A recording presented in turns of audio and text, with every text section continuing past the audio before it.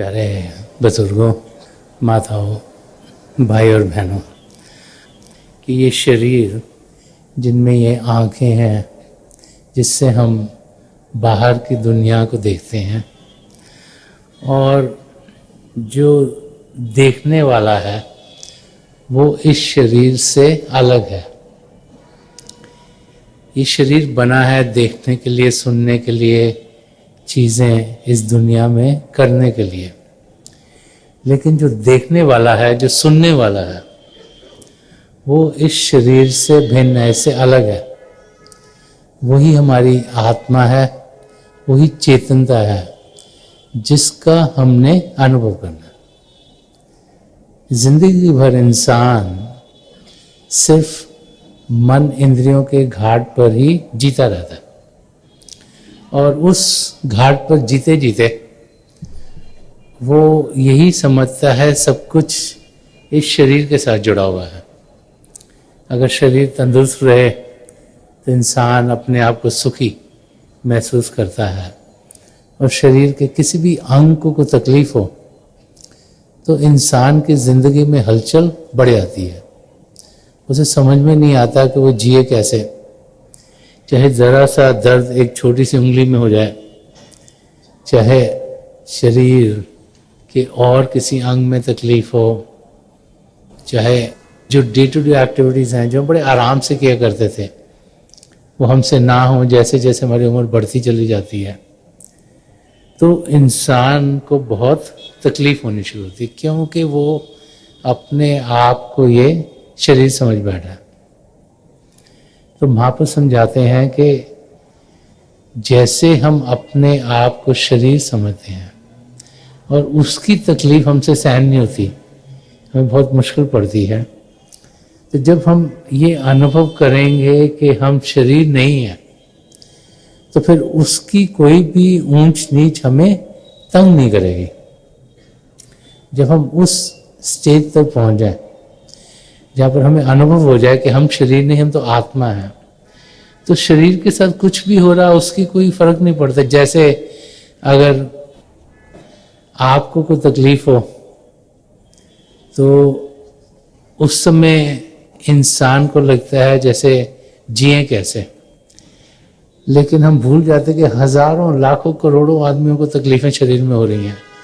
Hospital में जाओ तो हॉस्पिटल से भरे हुए हैं जिनको किसी न किसी किस्म की तकलीफ है, लेकिन हम अपने आप की ओर जब देखते हैं तो उसका कुछ असर हम पर होता नहीं, क्योंकि हम यही सोचते हैं कि हम शरीर हैं, वो तो कोई और है।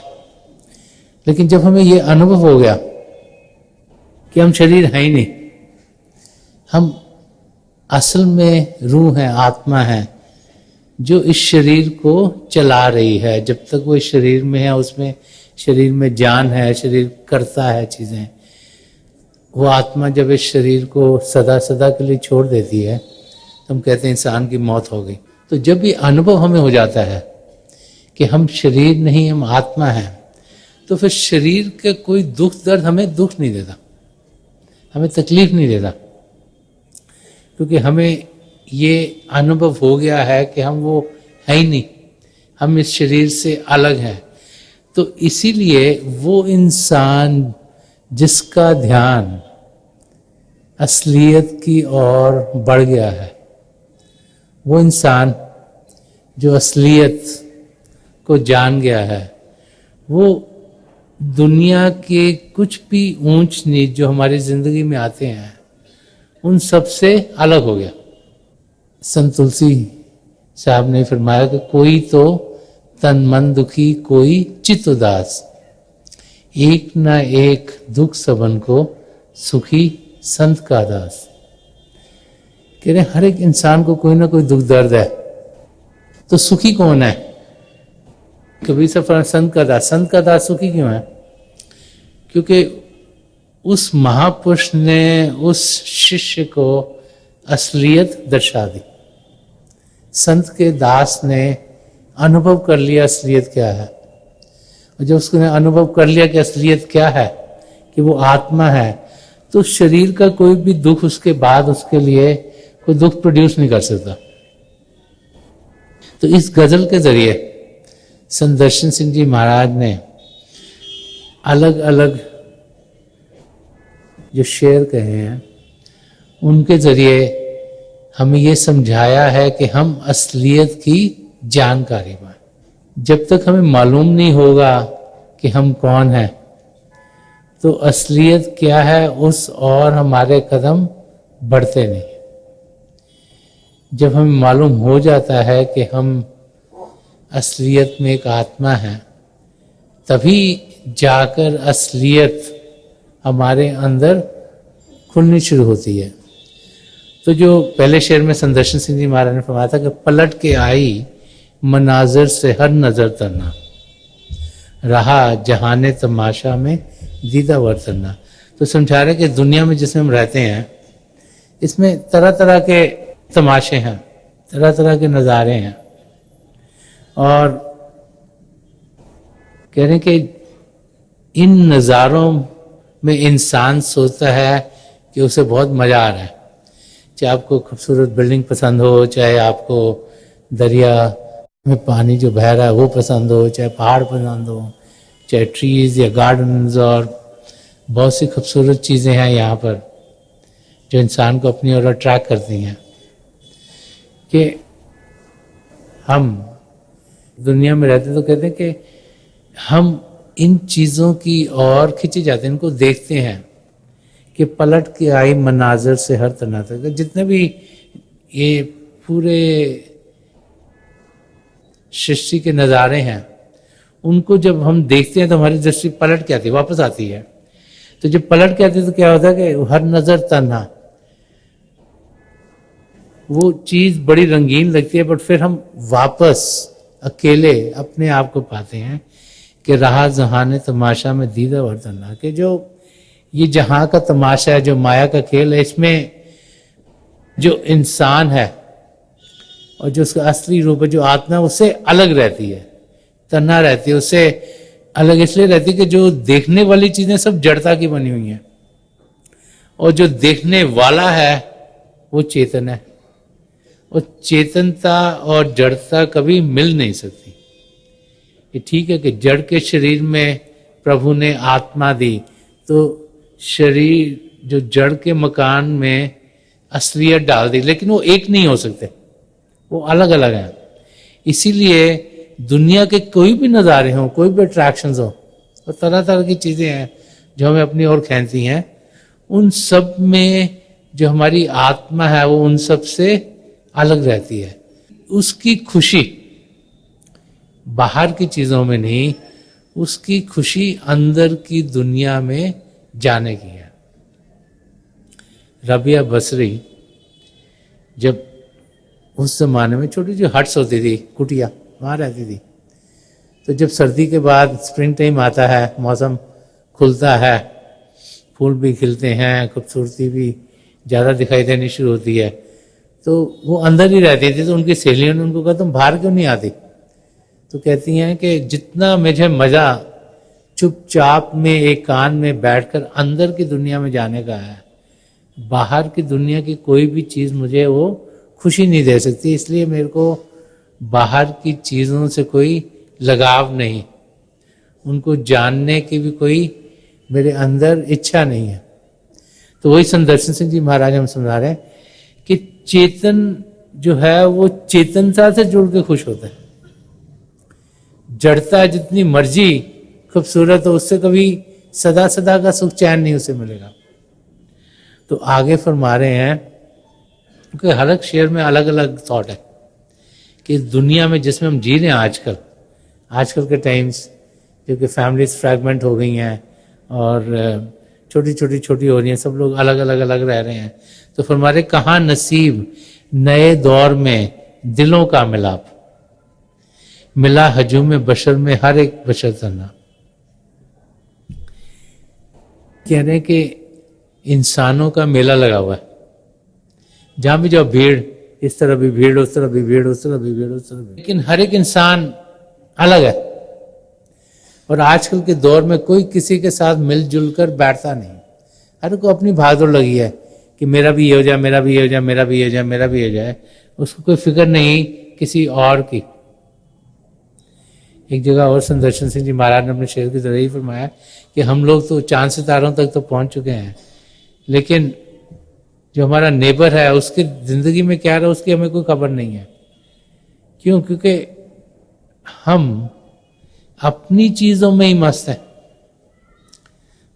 आजकल का आप टाइम्स देखें तो चीजें पिछले टाइम से बहुत बदल गई हैं।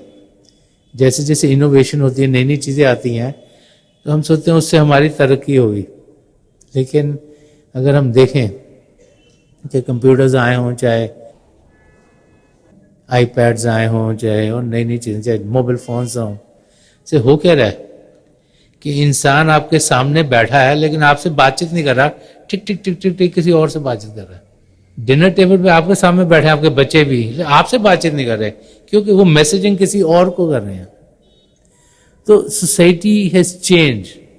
तो ये तो लिखा है शायद 50 साल पहले, जबकि ये चीज़ें नहीं थी, बट संदर्शन सिंह जी महाराज ने अपनी लाइफ में भी चेंजेस पाए होंगे काफ़ी सारे। तो जो उनके अनुभव हैं वो उन्होंने कहे हैं कि कहाँ नसीब नए दौर में दिलों का मिलाप, मिला हजूम बसर में हर एक बशर तना।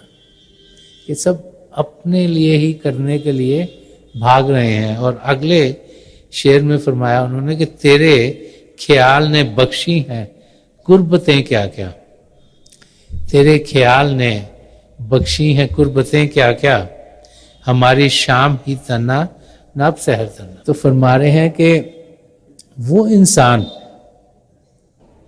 जो किसी संत महापुरुष की शरण में पहुंच गया, जैसे संदर्शन सिंह जी महाराज को छोटी सी उम्र में ही हजूर बाबा सावन सिंह जी महाराज की संगत में जाने का मौका मिल गया। उनकी ज़िंदगी हजूर बाबा सावन सिंह जी महाराज और परम संत कृपाल सिंह जी महाराज की देख रेख में गुजरी। तो यंग एज में उनका ध्यान परमारथ की ओर चला गया।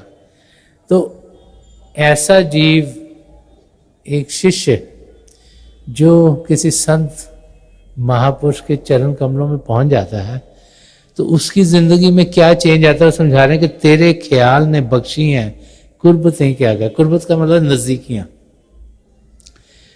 तो कह रहे हैं कि चाहे आप शारीरिक रूप से मेरे से दूर हो है मेरे सदगुरु, बट आपका जब ख्याल आता है तो हमारी शाम ही तना नाप सहर तना। तो आपके विचार, आपके ख्याल, आपके साथ जो हुई हैं बातचीतें, जो जो अनुभव हुए हैं, उस और जब ध्यान जाता है तो ना सुबह में अकेला हूं ना मैं शाम को अकेला हूं, कि आप मेरे साथ अंग संग हैं, हर वक्त हैं। तो ये एक शिष्य तब अनुभव करता है जब वो अपना ध्यान बाहर से हटाकर अंदर की दुनिया में कर पाए। अंदर की दुनिया प्रेम की दुनिया है, अंदर की दुनिया रंगों से भरी दुनिया है, अंदर की दुनिया खुशियों से भरी हुई है। तो जब हम अपना ध्यान अंदर की ओर करते हैं तो हम अपने सदगुरु को यहाँ शिव नेत्र पर पाते हैं।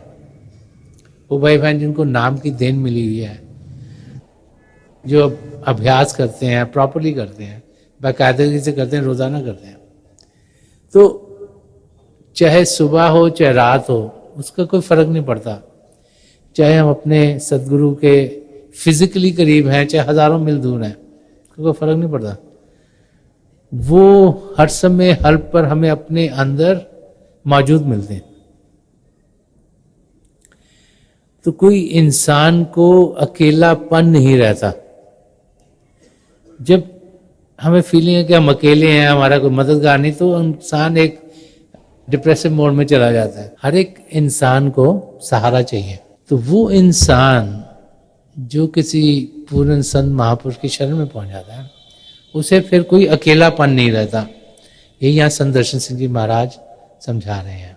जो चौथा शेर है इस गजल का, उसमें एक और पहलू रूहानियत का संदर्शन सिंह जी महाराज ने बोला है। वो फरमा रहे हैं कि गमे वफा गमे हस्ती गमे जहां गमे दोस्त।